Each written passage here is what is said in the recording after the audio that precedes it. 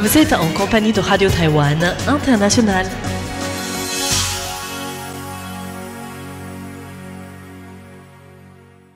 Bonjour à toutes et à tous et bienvenue sur Radio Taïwan International.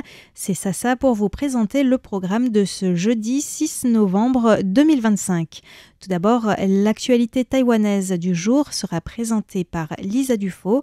Je vous rejoindrai ensuite pour le décryptage, pour aller à la rencontre des ONG lors de la marche pour le climat à Taipei. Dans l'émission Taïwan en ébullition, François-Xavier Boulet vous présentera un robot scooteriste qui voit le jour. Et enfin, si vous nous suivez sur Internet dans Graines de Business, Valentin Floquet vous parlera de Mirror AI, une start-up qui utilise l'IA pour prédire les tendances de la mode. Je vous souhaite une très bonne écoute et vous laisse tout de suite en compagnie de Lisa Dufaux pour les principaux titres de l'actualité taïwanaise. Le ministre des Affaires étrangères reçoit une délégation d'ambassadeurs auprès des Nations Unies. Taïwan veut exporter davantage vers la Corée du Sud grâce à la signature d'un protocole d'entente. La Défense établit un bureau dédié à l'intelligence artificielle. Bonjour à tous et bienvenue sur l'antenne française de Radio Taïwan International. Ici Lisa Dufaux pour vous présenter le journal de l'actualité de ce jeudi 6 novembre.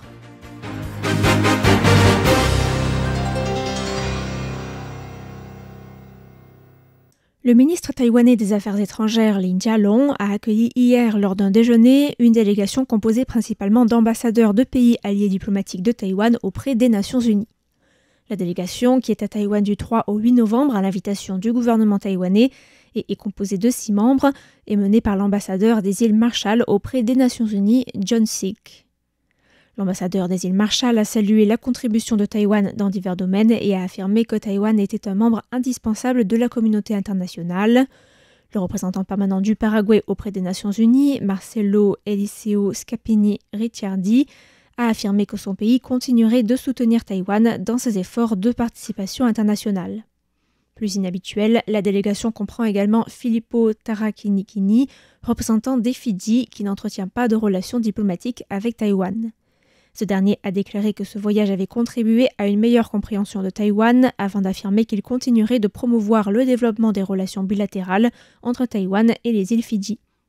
Lin Jialong a remercié les alliés de Taïwan et les pays partageant les mêmes valeurs pour leur soutien à la participation internationale de Taïwan et pour leurs efforts conjoints visant à garantir la compréhension du sens exact de la résolution numéro 2758 de l'Assemblée générale des Nations Unies et à s'opposer à son interprétation erronée promue par la Chine.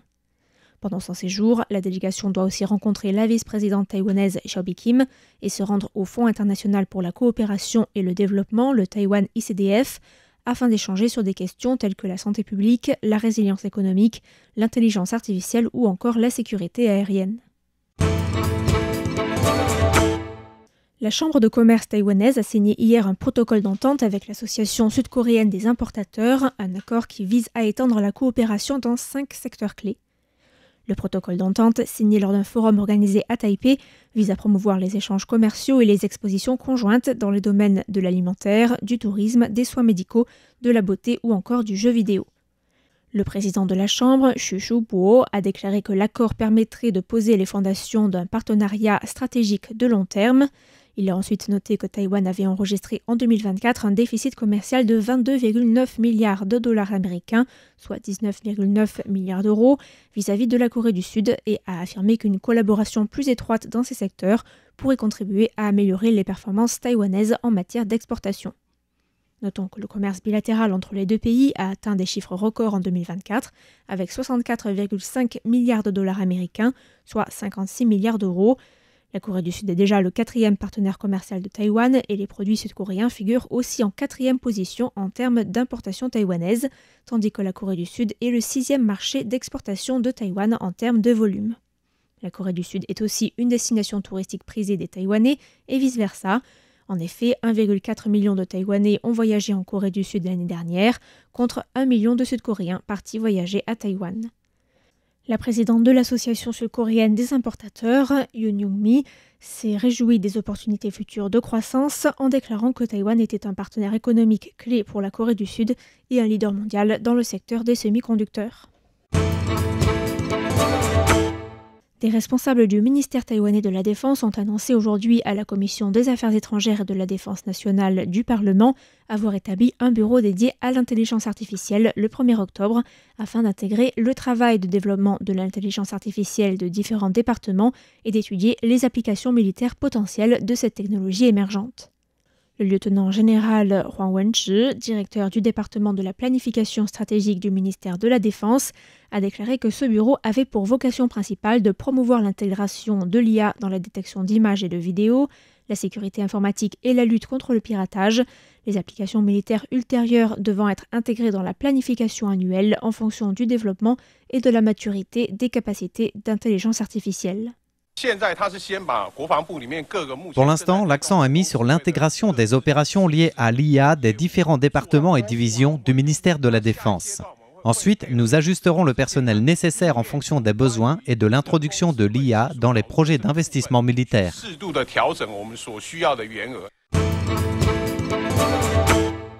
Le Parti démocrate progressiste au pouvoir a désigné la députée Su Jiaohui pour représenter le DPP à l'élection de la mairie du Nouveau-Taipei, bastion du Kuomintang depuis 2005, lors des prochaines élections locales qui se tiendront le 28 novembre 2026 et qui verront le maire actuel, Roh Yo-hee, quitter l'hôtel de ville après ses 2 mandats.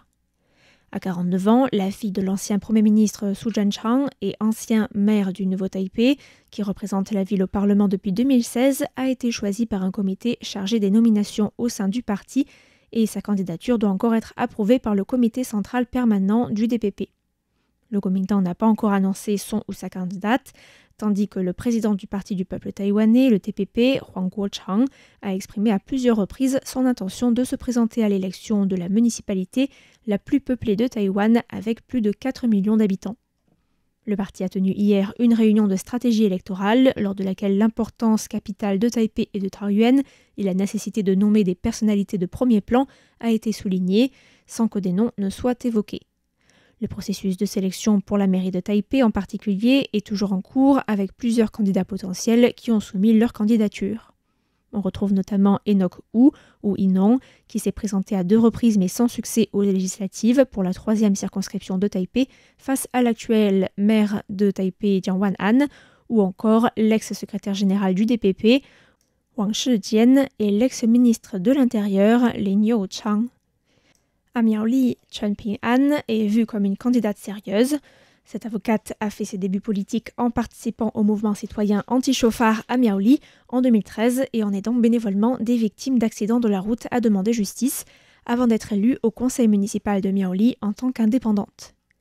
Notons que le DPP a déjà nominé fin octobre Chan Ying, d'origine autochtone, pour le comté de Taidong, mais aussi Lin Guozhang pour le comté de Yilan, Wang Meihui pour le comté de Jiayi, ainsi que He Xin-chun pour la ville de Taichung.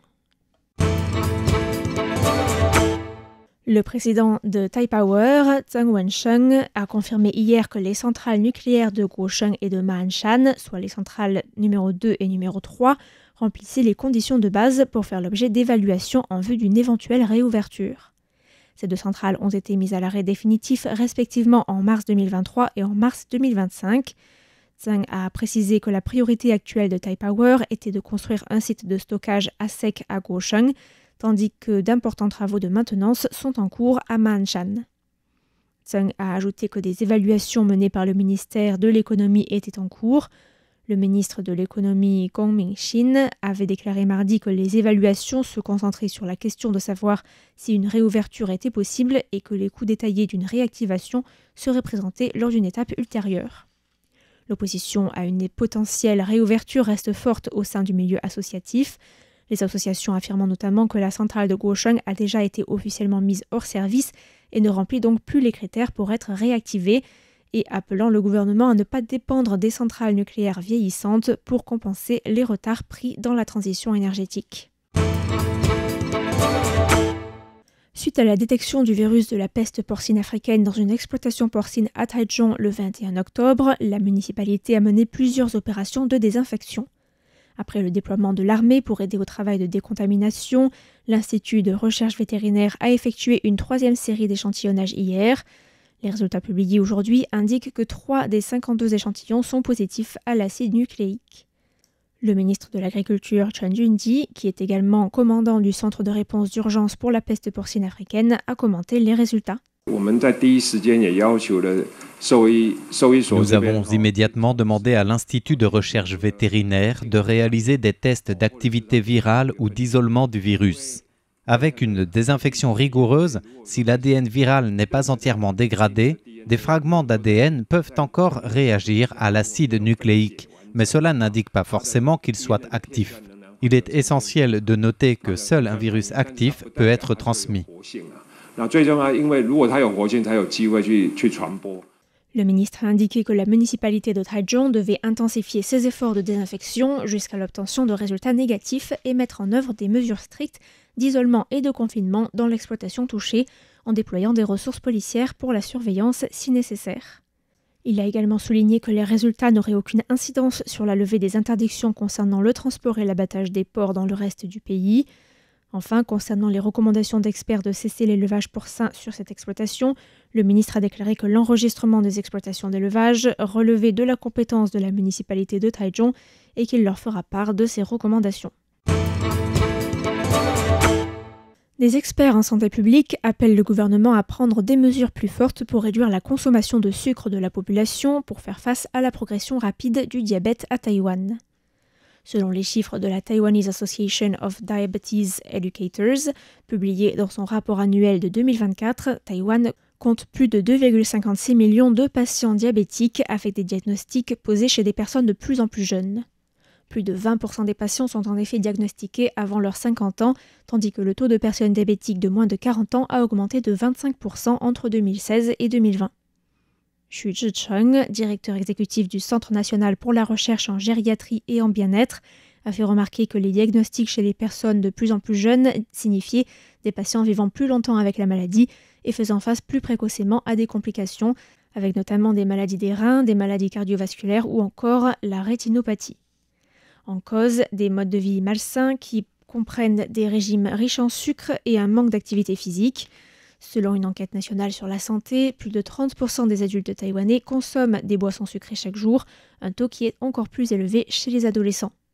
La nutritionniste Ouyang Zhongmei a déclaré que la réduction de la consommation de sucre devait être une priorité de santé publique et a appelé le gouvernement à se référer à l'expérience d'autres pays comme le Royaume-Uni, l'Afrique du Sud ou encore Singapour, qui ont introduit des étiquettes d'avertissement obligatoires pour informer sur le contenu nutritionnel des produits sucrés. Ouyang Zhongmei a aussi suggéré de renforcer la sensibilisation en matière de santé dans les écoles et les quartiers, ainsi que l'augmentation de la taxe sur le sucre. La nutritionniste a cité les résultats d'études locales selon lesquelles environ 70% des bouteilles de boissons sucrées vendues à Taïwan étaient des produits riches en sucre, avec 41,6% qui dépassent la limite recommandée par l'Organisation mondiale de la santé, fixée à 25 grammes de sucre par personne par jour pour un adulte. Elle a ensuite ajouté que presque tous les thés au pair, les bubble tea, dépassaient de beaucoup cette limite et que même 28% des versions soi-disant faibles en sucre ou avec seulement 30% de la quantité standard de sucre dépassaient elles aussi les recommandations de l'OMS. Ainsi s'achève le journal de l'actualité de ce jeudi 6 novembre qui vous était présenté par Lisa Dufaux. Merci à tous pour votre écoute et à bientôt sur Radio Taïwan International.